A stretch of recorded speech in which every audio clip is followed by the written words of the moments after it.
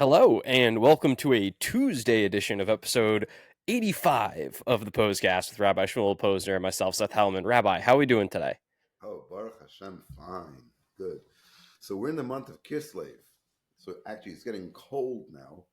In fact, Kislev is the third month, like of the fall / winter, and the third month of the spring / summer is Sivan, Pesach. So you have Nisan, Iyar, Sivan. So when the Torah is given on Har Sinai, it's the third month. So on Kislev is like the third month of the giving of the Torah of Chassidus, because most prominently we have Yutes Kislev, the 9th of Kislev, which is the day that Rebbe was released from prison, and that's considered to be the Rosh Hashanah for Chassidus, and that affects the whole month. So the whole month is a very Chassidish month. It's a miraculous month. It's a month of life. It's a month of hope and trust, of positive feelings. It's an uplifting month. Everybody knows that Hanukkah happens in this month, at the end of this month. So chronologically, Hanukkah is the first holiday in the month of Kislev. But it's at the end of the month. Then it works backwards. So Yutes Kislev is the 19th day of Kislev. It's like 6 days before Hanukkah starts. And then before that, you have Yud and Tes Kislev. So the Yutes Kislev is the Alter Rebbe. Then his son, the Mittler Rebbe, was released from prison years after the Alter Rebbe, obviously. On the 10th day of Kislev, he passed away on the 9th day of Kislev a year later. And then we have our Rebbe's wedding anniversary, the 14th day of Kislev.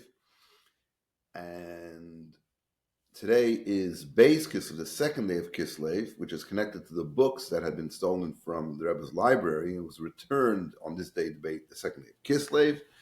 And Rosh Chodesh Kislev is the day that the Rebbe, in 1977, went home for the first time after having his heart attack on Shmini Atzeres. And so that's like, oh man, it's just 1 month. You start Farbrengen on Rosh Chodesh and just go straight through till the end of the month. A big, big Farbrengen month. And of course, the conference of Shluchim was over this Shabbos Mevorchim, which blesses the new month of Kislev, the day. And so that was, it's been quite a week so far, and it's only Yom Shlish, it's only Tuesday. And so you remember over COVID when a bunch of people did that, like the longest Farbrengen, and they did it on Zoom? Why not just do that again and just have one constantly going? Just to remind our listeners who don't remember or don't know about this, so there's a yearly conference of Shluchim. During COVID, the conference didn't happen, or it happened on Zoom. And then somebody said, okay, let's Farbreng. And so they started Farbrengen on Zoom. And because of different time zones in the world, different people started coming on at different times. And so they had a host, and they would pass on, but after every 4 or 5 hours, they would pass on the baton to the next person who's now the host. And so literally went on 24 hours, and it stretched for an entire week. I had to stop for Shabbos, and that was the end of it. But it started I think it started Sunday night, and it went straight through the week. It was COVID. No one, everybody's home anyway. But there's one guy, his name is Yonason Galam. I know him because I was in yeshiva with him in London. I actually saw him this weekend, but from a distance, I didn't go say hello to him. And he became famous or infamous because he had this couch chair, a sofa, sofa. And he sat there the entire 760. Oh my God. So sometimes you'd get on and you'd see him, on the Zoom, and he'd be sleeping.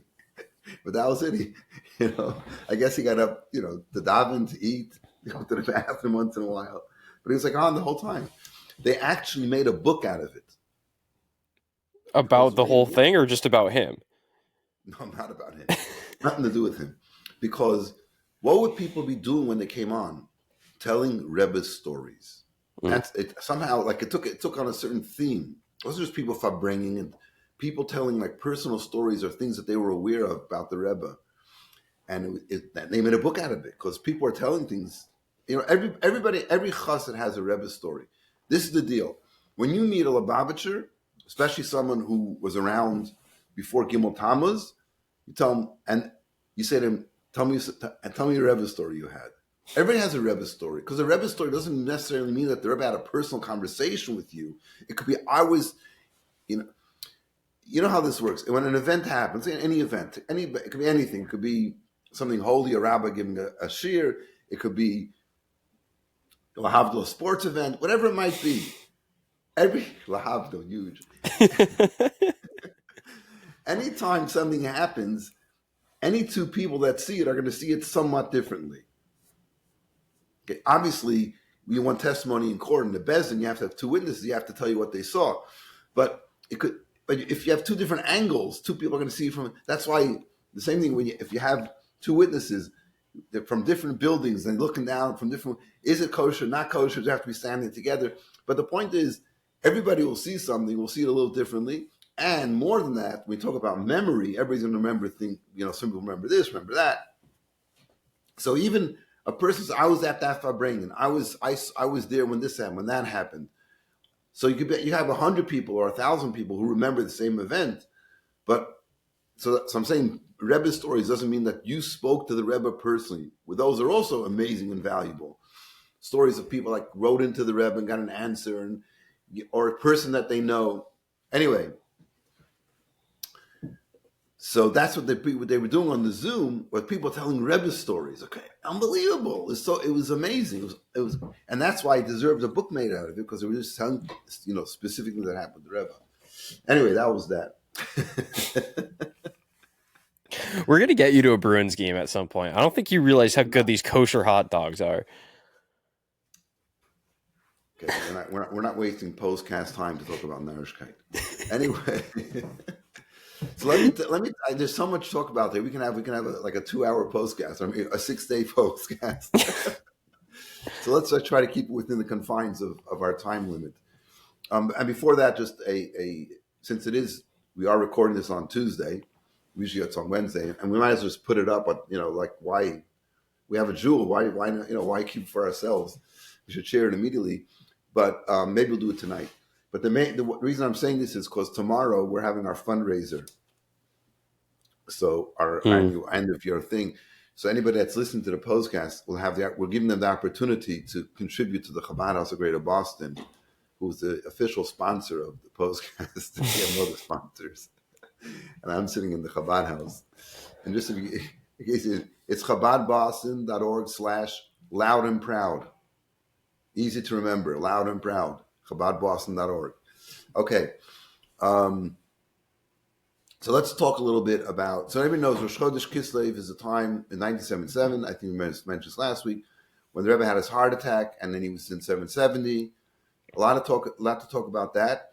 But on Rosh Chodesh Kislev, which is like 6 weeks after Shemini Atzeret Simchas Torah, 5 weeks after Simchas Torah, the Rebbe went home, and that meant that the Rebbe was feeling better. Obviously, he wasn't 100%, but pretty much was there, and went back. And that meant the Rebbe was doing his regular schedule. So until that point, he was in 770. He didn't leave 770, so he would come out to davening, but he wouldn't go downstairs for the Farbrengens. So this was just a huge sign for the Chassidim that the Rebbe was better. And it was just, parenthetically, I know tangent's too bad, but parenthetically, the question is, like when a person is you make, the brachas are goimo. There's a special blessing when you're saved from a life-threatening situation. Like people most commonly make it nowadays when they fly overseas in a plane. Because it says, like, if you cross the sea, if you cross the desert, if you come out of jail, or you come out of hospital. So anytime, basically, when you have a life-threatening event, because traveling is dangerous and being in jail is dangerous, obviously, especially back in those days, and being ill. So the question is, that doesn't mean if you go to the doctor because your foot hurts, you make a goimel, but if you're literally in a life-threatening circumstance, you make a goimel. So the question is, did the Rebbe say the bracha goimel? When did he say it? And if you say it after you have a heart attack, God forbid, because the heart doesn't really repair 100%. It's not, you don't really come back and fully. That's just parenthetic halachic point to think about. Anyway, so when the Rebbe came home, so that was like a huge, the entire Chabad world was Farbrengen that night. Heavy Farbrengen. I was in yeshiva at that time. Everybody has their, where were you, Rosh Chodesh Kislev? In 770, it was like just unbelievable. They were doing, since they missed Hakafas on Simchas Torah because the Rebbe wasn't there, like they take out the Torah and they were dancing. It was an incredible time. And the Kinnus HaShluchim started Shabbos Mevorchim, the Shabbos before Rosh Chodesh, because the Rebbe always gave a Farbrengen the Shabbos that you bless the new month. So they wanted to make the conference of the Shluchim should be connected with a Farbrengen of the Rebbe. And there's no guarantee that the Rebbe would make a Farbrengen any other week. And unless there's a special yontiv for some reason, the Rebbe usually didn't just Farbrengen on a Shabbos. It had to be some reason. So they wanted to make sure there should be a Farbrengen connected to the thing. So they made it on Shabbos. It should be on Shabbos Baruch. So the conference starts like Wednesday, Thursday, and then Shabbos. But then the Rebbe's Farbrengen is like the official start of the conference because the Rebbe's Farbrengen. And the Rebbe would speak about Shluchim and Shlichus and all that kind of stuff. So normally I would not go to Crown Heights for Shabbos to be with my people, with the students. So I would go after Shabbos. We'd drive down because it's like there's a Saturday night Mitzvah Shabbos Malava Malka. So there's a program, and Sunday there'll be a program. And then there's a big banquet. Everybody knows that the huge banquet happens Sunday afternoon. So I participate in the conference. But why would I leave my flock on Shabbos? But this year it's Thanksgiving, so all the students are out of town. And honestly, I didn't want to. Just thinking about going there on Thursday, and I just wasn't in the mood of it. So I had a silent hope and prayer that enough nudniks would call, like people that are traveling that want to come for Shabbos. I would have a minyan. I would have to stay in Boston. It wasn't meant to be. In fact, there were a couple of there was a couple of families, 2 students and it only ended up like 5 people, and I can only think of like 2 other people around. So it's not going to be a minyan. I'm not going to hang out here. Anyway, so I did go, and obviously it was a fantastic and amazing experience.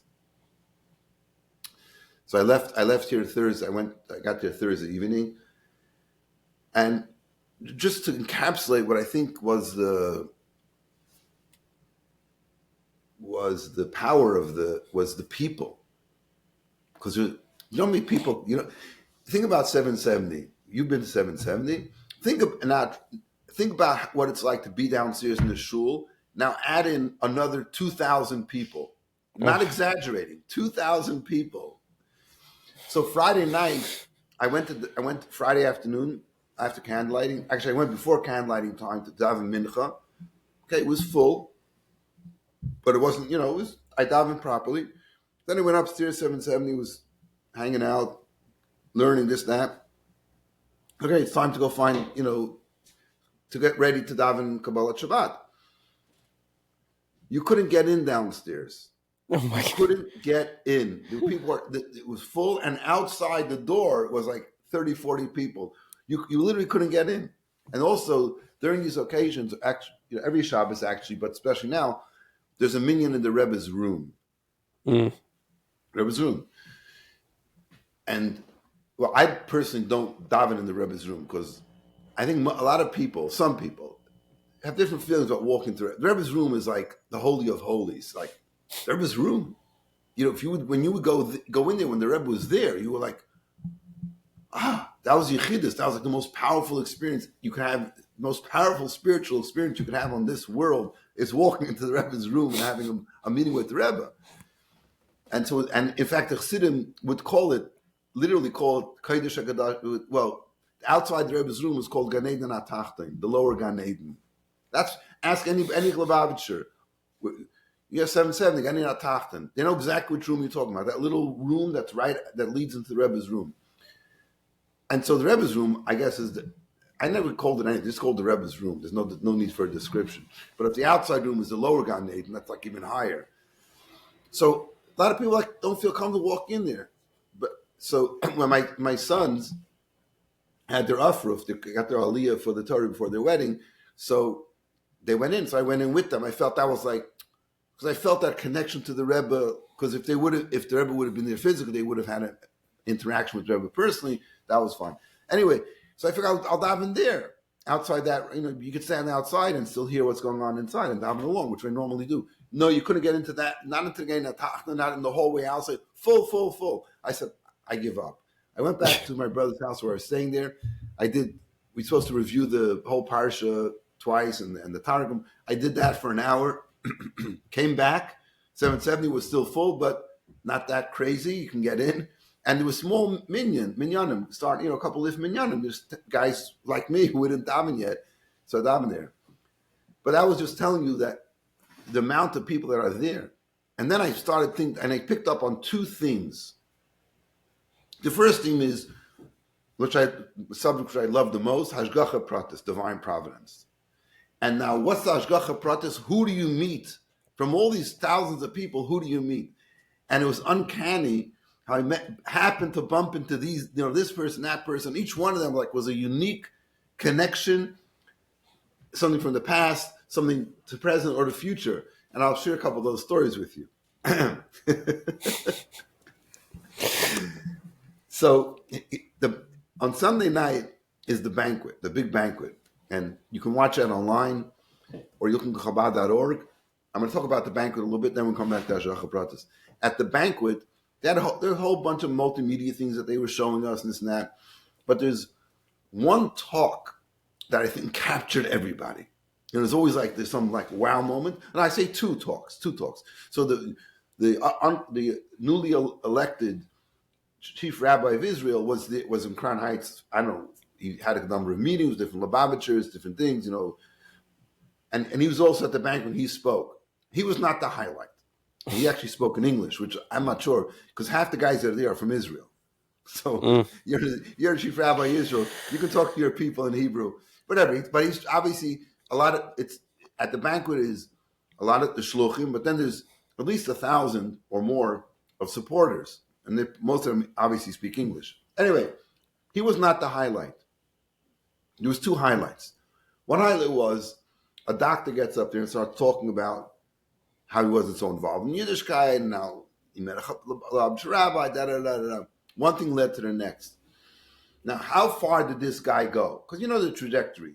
You meet the Chabad rabbi, starts coming to a class, it's always some kind of special reason why he connected, how he connected. Then they start putting on tefillin, like you. Starts putting on tefillin, and then they start going to a class, I'm like, and where does it go? How far does it go?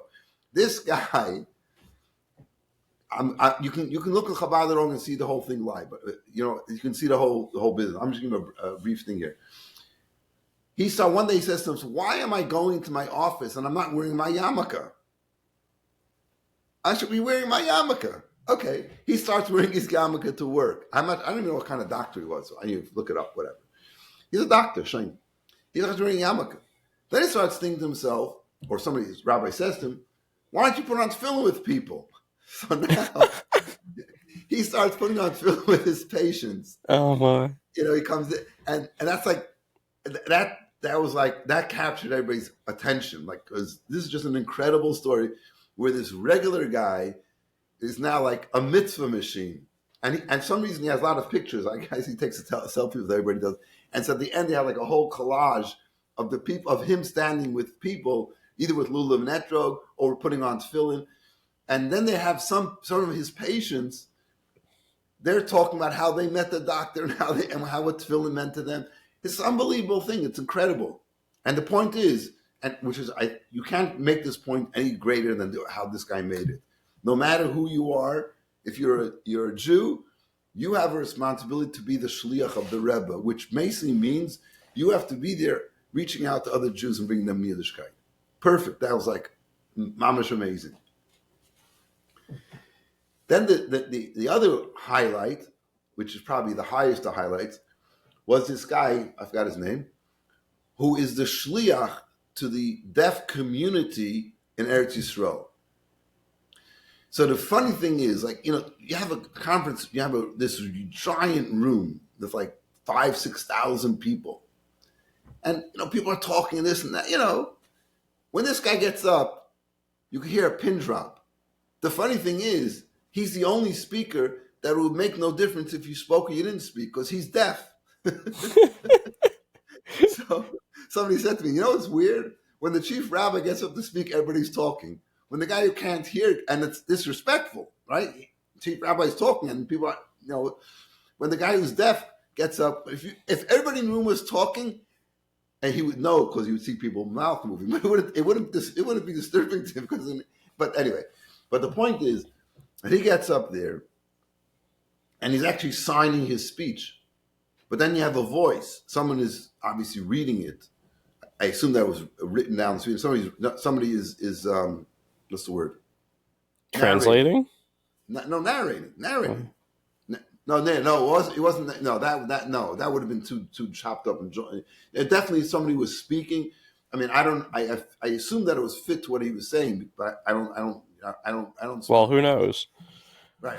Well, wasn't there a whole thing with like Nelson Mandela's funeral where there was a guy who was pretending that he knew how to do sign language? Yes.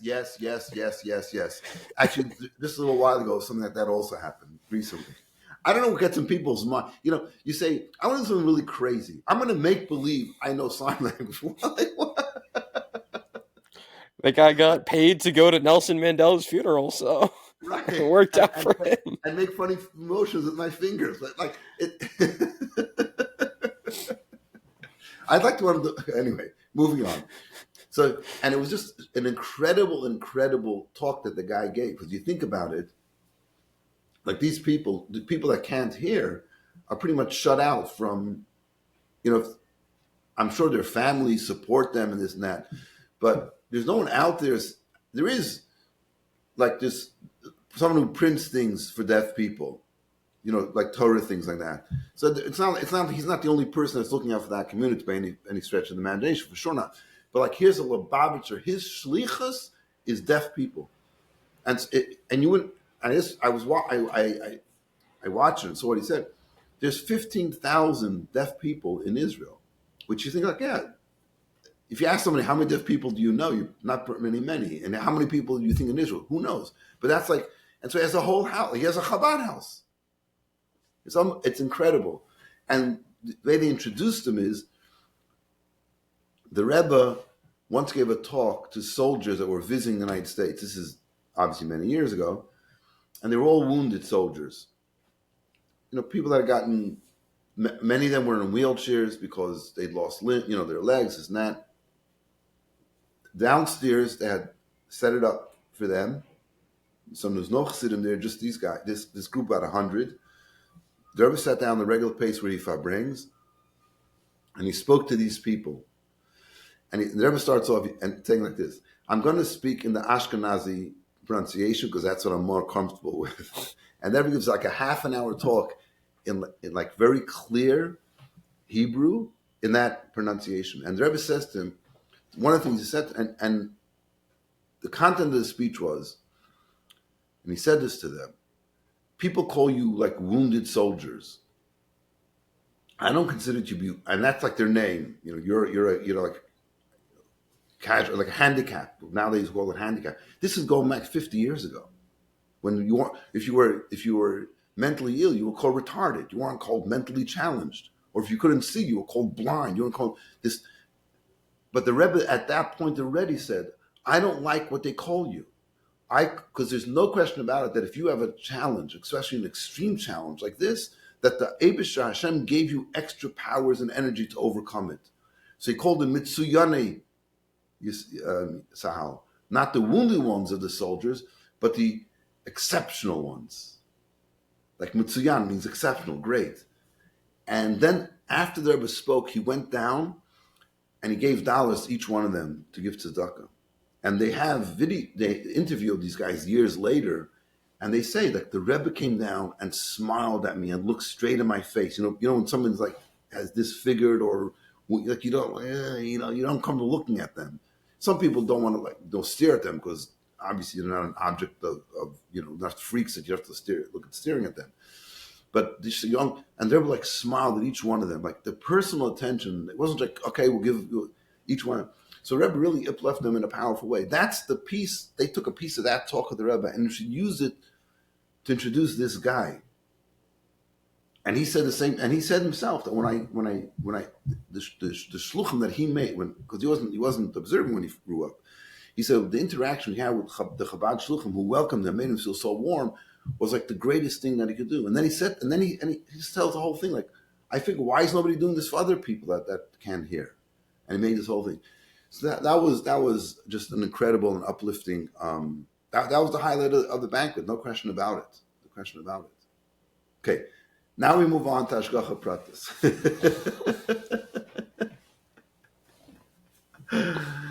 And this hashgacha pratis also not just like random stuff happening, but stuff.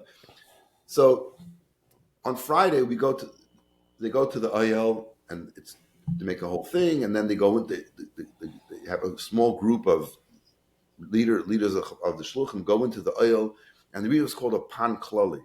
When you go into the Rebbe, you write a note. And it's called a pan, which is an abbreviation for two letters, pei nun, pidyon nefesh, which means a pidyon is a note of request. Word pidyon is redemption, like something that you're looking for, something you need for yourself, for your soul. So normally you go to the that's what you would write. This is called a pan kloli. It's in general, it's a general thing, and anybody can sign it. So you can have like 100, 500. So all the shluchim would sign the pan. And what you're writing, and what you wrote there is talking about general things. What do the shluchim need? What do the Jewish people need? And so at times the guy who was reading it got very emotional because he was from Israel, one of the chief head rabbis of Chabad in Israel, and they're talking about the ones that are captured and the wounded soldiers. When you stand there in the aisle and you think about this, it's kind of overwhelming. So got a little emotional. Anyway, so I am going to go along. I'm going to go to the aisle. Then there's two ways you can do it. There's buses, right? Because most of the people are there flew in. So there's buses, like 10 buses going to the aisle, 15 buses, 20. I don't know how many, a lot. And I have my car there because I drove there. So sometimes I just drive because you're on your own. So now I'm not going to bother with this. I'm going to go on the bus. Now sometimes people, you have somebody, a buddy. I'm not looking for anybody. I want Hashem to run the show. I'll get on the bus, and I figured it'd be fun. Meet somebody I don't know. Let me find somebody no, I want to meet somebody else. So I just get on the bus, and I sit down next to this guy. I say, "Who are you?" So his name is Zibel, Zibel, or two. Oh, I think he has two L's. And who is he? He's a shliach in Orlando, and he's in charge. I guess he's a kashrus supervisor. I said, "Is that all?" He just said, "No, it's one of the things he does." But there they have, I guess, the shliach in Orlando is actually the first one I went there was my classmate Shomer Dubov, and incidentally, I was sitting next to his brother Sunday night at a Farbrengen in somebody's house, but that's whatever. Anyway, anybody in Lubavitch you sit down next to is either related to you or is related to somebody that you know. There's no random. There are no two random Lubavitchers. Put it that way. You take two Chabadnikim, they sit together. There's got to be a connection somehow. So I need this Zibel guy. So the ride to the oil is like 45 minutes. This guy is a kashrus expert. He's a young guy. And he sends out these WhatsApp messages every once in a while, picking on certain subjects to talk about. This is going to sound really weird. But just last week, my wife got this message from the KVH, which is the locally. You're not allowed to eat broccoli because there's bugs in it, and you can't get them out, and you're not allowed to use any broccoli, which is a well-known thing. There's bugs that are in vegetables. You have to know how to clean them. And actually, in Gaza, one of the things that they had before 2005, when they gave it back to the Palestinians, not back because they never belonged to them, gave it to the Palestinians. One of the industries that they had there was hothouses. Now these were amazing because you're growing. So all the stuff they grew was pretty much in a bubble, and it's very sophisticated. You have to have water and you have to have the sunlight and this whole thing. And nothing what we're talking about. When they gave it back to the Palestinians, they literally it was a multi-million-dollar industry, and they just left it for them. And what they did is they destroyed it completely because it's Israeli. And then they ripped out all the copper pipes because that they can sell for a few shekels somewhere. So basically they destroyed it. It was like the most insane, stupid things. Like somebody gives you a factory to make Ferraris, and you going like, oh, look, I'm going to take the plastic from the machine and use it for make a toy out of it. Like, really dumb. Anyway, but the point, so there are certain vegetables that come and have like, they say this is in Hebrew and English, free from any question of bugs. Like it's impossible. I mean, nothing's impossible, but it's made in such a way, it's literally made in a bubble. So there's no bugs coming in there. Anyway, so me and my wife, so Connie says, I got this WhatsApp message that you can't eat broccoli, and we have this broccoli in our house. I said, but look, this one said, she said, no broccoli. Okay, fine. And then the next morning she sends me a message. She actually sent a message to the KVH and got a response, no broccoli. I'm sitting next to this guy and he said, what's the story with the broccoli? Now, because he's in this kashrus industry, he sends a voice note to the guy who's in charge of the KVH. What's up with the broccoli? And so there's messages going up and back. And every time he gets a message from the guy in Boston, I'm trying to tell him, the guy I'm sitting next to doesn't know the intricacies of the KVH. I'm saying, no, look here on this WhatsApp. It came from their office, from this and this person in the office. And so we got this. So I sat with this guy for 45 minutes. Unbelievable, the intricacies of what's kosher, what's not kosher. And I had listened to his WhatsApps, a number of times. So that was just an amazingly fun and great trip to the Ohio. Then, just walking around 770, you meet people. Now, you got to remember, and you may not laugh, most of the people that meet me and say something to me, I look at them, I have no idea who they are. Checks out. Or I have a vague idea who they are, but I don't want to ask them so one of two things. Either I ask them their name, or I don't. If I do, I say, oh, wow, no. If I don't, I save myself the bother of asking their name, knowing that I'm going to forget it 10 minutes later. Anyway, why? What's the difference? So if it's a young guy, I just like, yeah, hi, and that's it. We're done. We're over. I don't need to have a long conversation with someone I don't know. And they know me, fine, whatever. So there were people younger than me and people older than me. So I actually saw my 5th grade teacher in yeshiva. Now I've seen him numerous times, but he's actually my second cousin. So, but I don't go every time I see him, I'll say hello to him. Like, well, he lives in Montreal, live here, whatever. I don't see him that often. For some reason, on Shabbos, I saw him. I said, the Beis Yehuda Chumash. Beis Yehuda Chumash is a Chumash that had translated the Chumash into Yiddish on the bottom. It was printed like 50, 70, 80 years ago.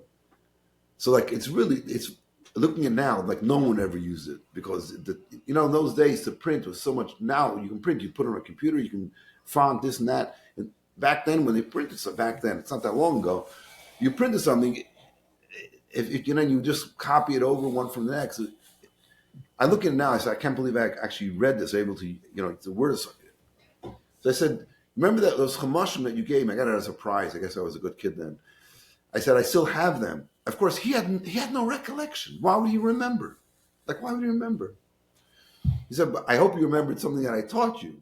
I said, I probably do. I can't identify exactly what it was. I'll show you. But and then I was sitting on the bus, and across from me is Yanko Reitzes. Yanko Reitzes is a shliach in Israel, and Rebbe sent him back in the day. It was a whole group of guys he sent, and he was my mentor while I was in summer camp. And so we started talking a little bit, and I reminded him we had this whole thing. So a lot of the people that I met were people that I had learned from them. And then a lot of people met the shliach he's in France somewhere.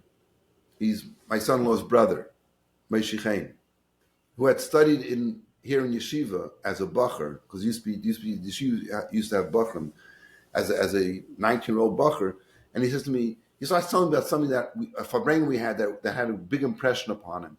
So I'm thinking to myself, Nobody is on top, nobody's on bottom. Everybody's somewhere in the middle. You know what the middle means? The middle is you receive somebody before you. Someone had an effect on you. Someone taught you something, and you have taught other people. And everybody's like that. It's giving and taking. And that's this is a concept of Chassidus. Everybody, everything that exists receives and gives. That's why when it says that if you're arrogant, remember that the mosquito was created before you. Why the mosquito? Right? Because the man was created last. Why the mosquito? You know why? Because there's nothing lower than a mosquito. Because a mosquito bites you and sucks your blood. What does it give back? What do mosquitoes give us? Nothing. Zero. Zilch. A bee, if you get a bee sting, chas v'sholom, bees give honey. So we tolerate bees. In fact, bees are very important for pollination, all that kind of stuff. You know, there's a big crisis a couple of years ago. There's a plague amongst the bee, and we think, who cares about the bees? No, if you have a piece of bread, bees affect all the food you're eating, so it's important. Anyway, so every human being, every person is made a mashpia and a makabel. You receive and you give. If you think about it, that's obviously very true. That's how societies exist. But in this specific context, I started realizing there's people I look up to because some things that they have taught me, and then there's other people who are coming over and like, oh, you did this for me, you taught me this, whatever it might be. So you never get arrogant because you're a middle. You're always receiving, always giving. You become responsible. If you are in a position you could help somebody, you have to help somebody else because people help you. Not because people help you, because that's the nature of who you are. That's how you exist. That's how a healthy society works. So I started thinking like, who, the people I'm meeting, where do they fit in? Who are they? Am I middle above, middle below? Anyway, so there's one around. Anyway, so that was like me and my fifth grade teacher was like, okay, that really hit me. I'm in the middle. So all these people are coming to me and saying, oh, I heard this, you told me this.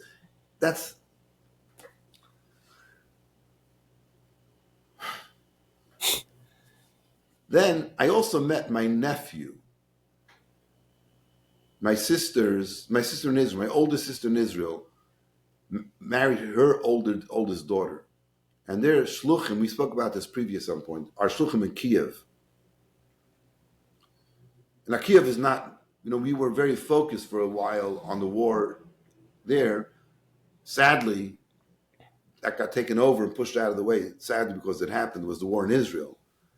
But when you meet these people, I said, what's going on there? Where are your children?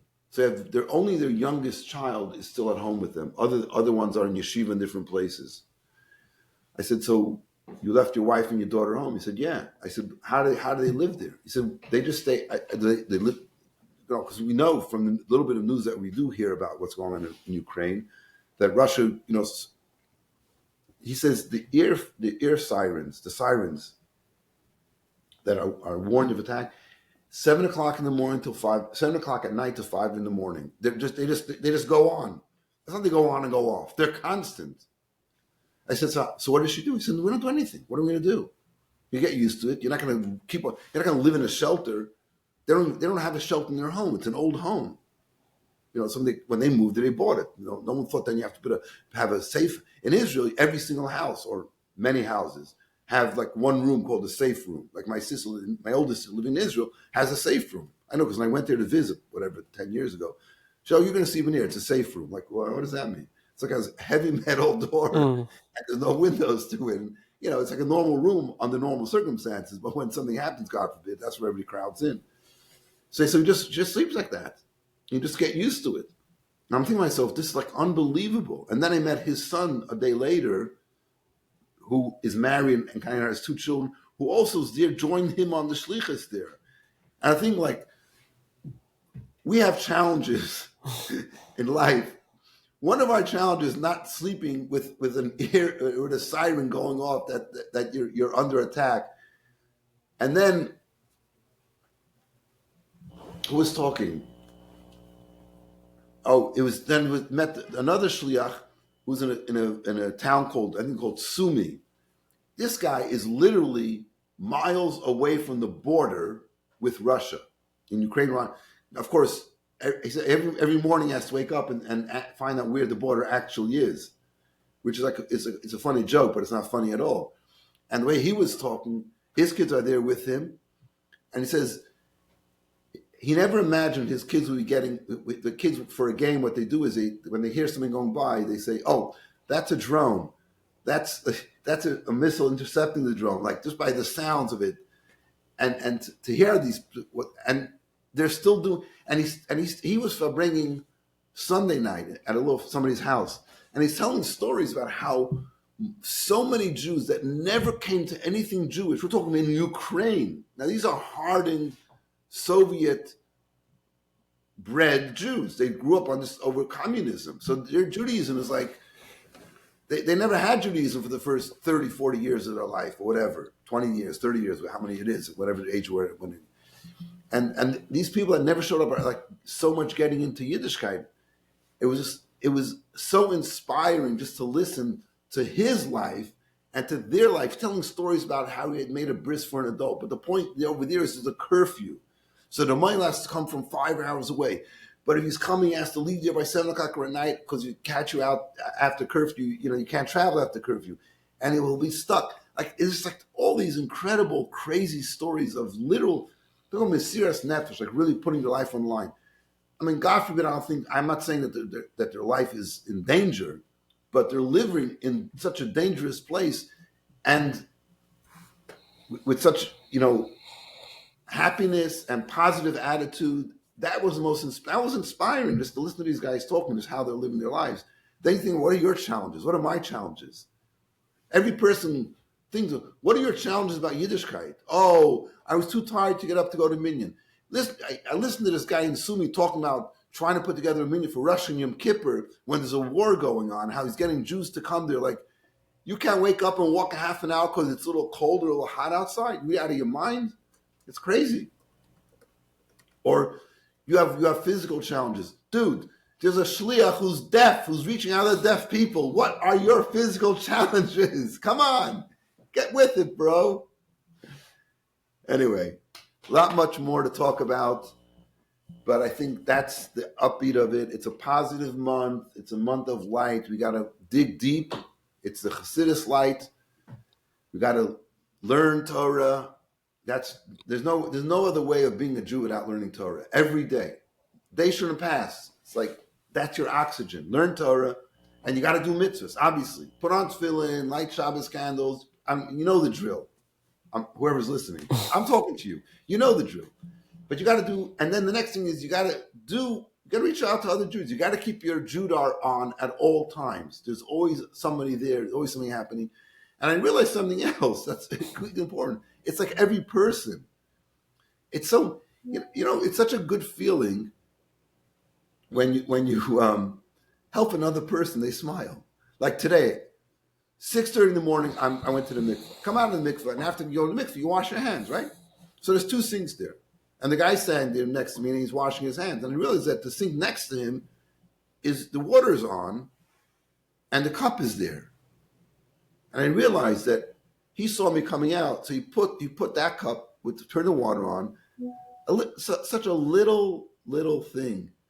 And it's like, to me, it's like, dude, I can turn the water on myself. But for him, it was a way to be able to do a favor for another Jew first thing in the morning. And I said, I'm not in the mood to talk to people. I see during the morning. But I said, I gave him a little smile. I said, thank you.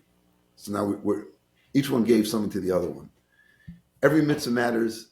Guys, get out there. Kislev is a month of redemption. Hanukkah. Let's blow up the world with goodness, kindness, light, and let's get ready for Mashiach to come mamash now. Amen. BostonBoston.org/loud and proud. And with that, thank you so much for listening to episode 85 of the Pos-cast. Rabbi Shmuel Posner. We will see you next week.